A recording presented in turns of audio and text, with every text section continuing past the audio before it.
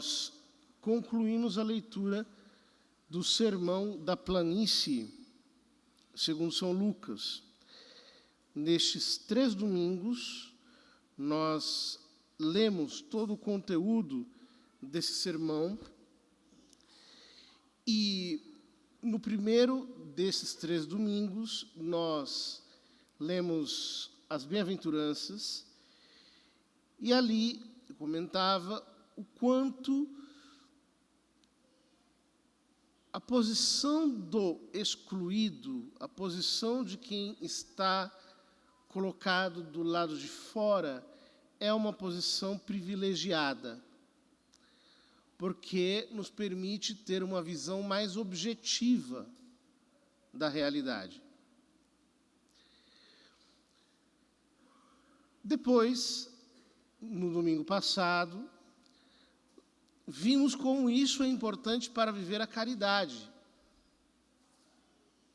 Porque é impossível viver o amor fraterno quando nós estamos por demais misturados nas dinâmicas de intercâmbio emocional.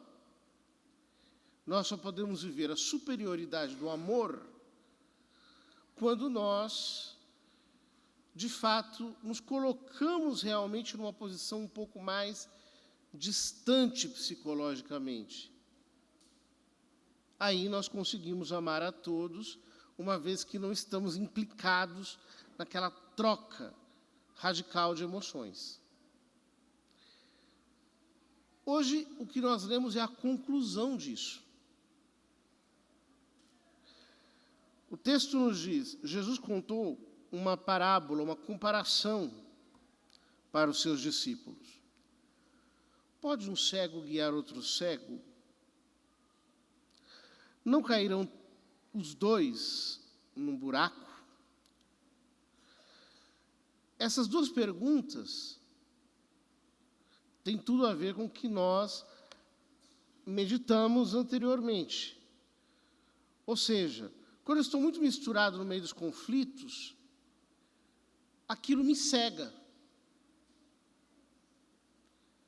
Eu não consigo ter a posição objetiva de um bem-aventurado que, justamente por estar fora da situação, a enxerga melhor. Então, se eu estou cego, se as emoções, nessa troca brutal que acontece entre nós, conseguem me ofuscar o olhar, eu não posso conduzir ninguém. Eu não posso esquecer que Jesus está falando com os seus discípulos e está formando os seus discípulos para serem mestres. Então ele diz, um discípulo não é maior do que o mestre. Todo discípulo bem formado será como o mestre. É interessante que essa mesma frase aparece no Evangelho de São Mateus, no capítulo 10, com uma pequena variante. E aqui ela aparece num sentido totalmente diferente do que no do Evangelho de São Mateus. Porque Jesus, lá em São Mateus, está falando da cruz. Um discípulo não é maior do que o mestre.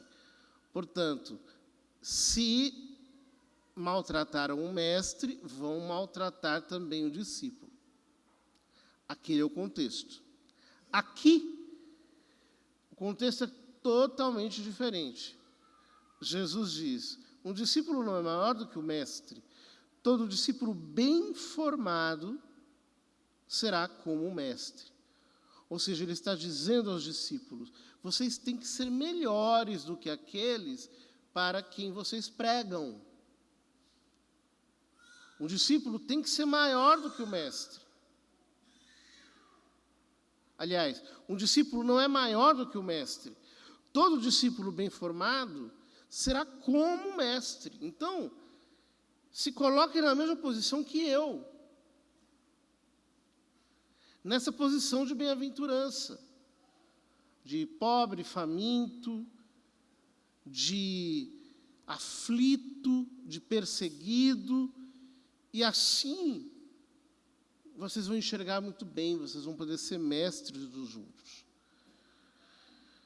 Por que vês tu o cisco no olho do teu irmão e não percebes a trave que há no teu próprio olho? A imagem tem algo de cômico. Porque imaginem o que é ter um galho de uma árvore dentro do olho. Então ele diz: como você quer retirar o cisco no olho do teu irmão, se você não percebe que tem uma trave no teu olho, ou seja, você não está enxergando nada, você está mais cego do que ele, você está pior do que ele, você, que deveria ser mestre, está pior do que aquele que é seu discípulo, aquele que deveria aprender de você. Então, tira primeiro a trave do teu olho. Vai para aquela posição. Distancie-se um pouco. Enxergue melhor. Garanta que você está vendo tudo objetivamente. Senão você é um hipócrita. Essa palavra hipócrita, ela possivelmente é a tradução de uma palavra aramaica que significa embusteiro, mentiroso. A palavra hipócrita no grego tem um significado menos moral, um pouco mais artístico, cênico. Hipócrita é o mascarado.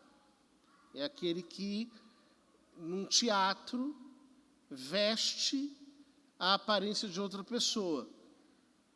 Mas, possivelmente, Jesus aqui está falando mesmo de quem é farsante. Em outras palavras, para de fingir. Você não está enxergando nada. Você está tão enrolado nessa situação quanto qualquer outra pessoa. Não disfarça. Nós vivemos num mundo de fingimento. O mundo moderno é um mundo em que as pessoas fingem mesmo. Elas fingem que são melhores, fingem que são mais santas, fingem que são mais virtuosas, fingem que são felizes, que estão bem. Tira primeiro a trave do teu olho. Garante que você está enxergando bem. Então poderás enxergar bem para tirar o cisco do olho do teu irmão. Não existe árvore boa que dê fruto ruim, nem árvore ruim que dê frutos bons. Toda árvore é conhecida pelos seus frutos. Esse versículo também aparece em São Mateus, no capítulo 7. Mas o contexto é um pouco diferente. Não se colhem figos de espinheiros, nem uvas de plantas espinhosas. O homem bom tira coisas boas do bom tesouro do seu coração. Essa frase aparece no Evangelho de São Mateus, no capítulo 13. No final do capítulo 13. Mas o homem mau tira coisas más do seu mau tesouro, pois sua boca fala do que o coração está cheio. O contexto da relação entre fruto e árvore está aqui em São Lucas, na relação entre a palavra e o pensamento. A palavra é o fruto do que eu penso. A palavra é o fruto daquilo que eu estou cultivando no meu coração. Então vejam, o que Jesus está dizendo é, se as suas palavras são boas, isso é um indicativo do que o seu coração é bom. Mas se as suas palavras são más, isso é um indicativo do que o seu coração é mau. Ou seja, o homem que enxerga, o homem que vê, o homem que contempla verdadeiramente a realidade, ele fala justamente da realidade. Ele tem palavras acertadas. Agora, aquele que tem o coração obscurecido, esse tem palavras desacertadas, palavras injustas, palavras mal postas. Nós precisamos vigiar as nossas palavras. Há um salmo que diz: vigiarei minhas palavras, a fim de não pecar contra a minha língua. Nós precisamos vigiar as nossas palavras, mas mais do que vigiar, eu diria, nós precisamos analisar as nossas palavras e os nossos pensamentos. Nós temos que pensar antes de falar e também pensar depois de falar. Quantas vezes, por exemplo, as nossas palavras são ociosas, inúteis, não trazem edificação. São apenas comentários banais. Às vezes eu me pergunto, por que as pessoas têm a iniciativa de falarem quando elas não são requeridas? Então, por exemplo, chega alguém e diz assim: poxa vida, como é que está essa situação? Olha, mas eu acho que, não sei, etc. Coloca o seu tempero na panela dos outros. Por quê? As pessoas se permitem isso. Justamente porque elas estão num jogo de interesses em que elas acabam se misturando com os interesses dos outros. Por exemplo, por que eu quero saber da vida alheia? O que isso acrescenta em mim? Não acrescenta nada. Mas aquela pessoa que vive de especular, que está o tempo todo interessada em quem está namorando com quem separou de quem brigou com quem, em quem virou amigo de fulano, e como é que estão as coisas assim, assado. Essas pessoas, elas psicologicamente estão contaminadas, misturadas, elas se colocaram num angu humano, sem necessidade nenhuma. Porque nós não precisamos disso. Nós, queridos irmãos, temos tantas coisas para resolver, tantos problemas, tantas contas a pagar, tanta coisa para estudar, tanta situação para resolver, que, de fato, coloque-se um pouco fora do interesse por aquilo que não lhe compete. Coloque-se fora do raio de alcance daquilo que não lhe diz respeito. E quando alguma informação chega em você, tenha a sabedoria de não dar atenção àquilo. É importante. Focar no que interessa, no que importa. É importante focar na trave que está no nosso olho. Ou seja,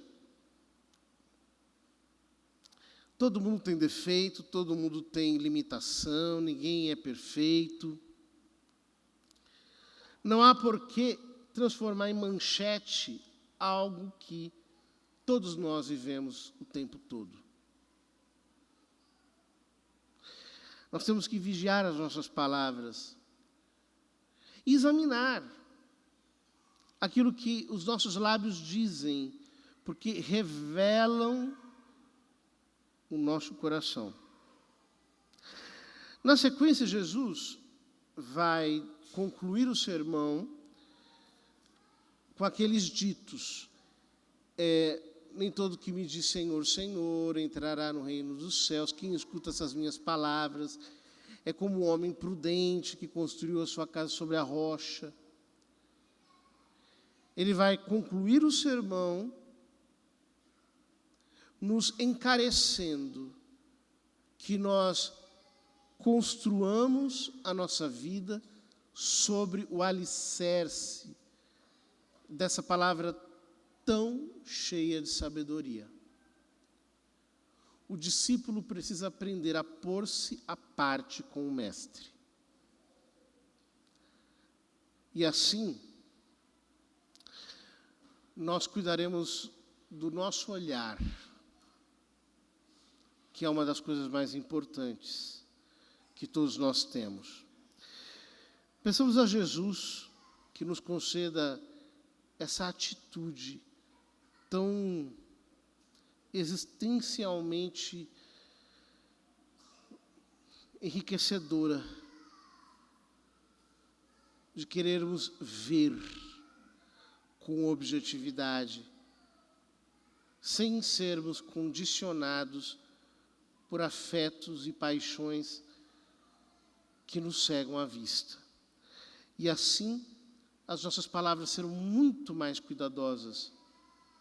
Serão palavras de quem realmente não quer ser um frasco aberto que em pouco tempo perde o seu perfume. Serão palavras que edificam, que consolam, que santificam.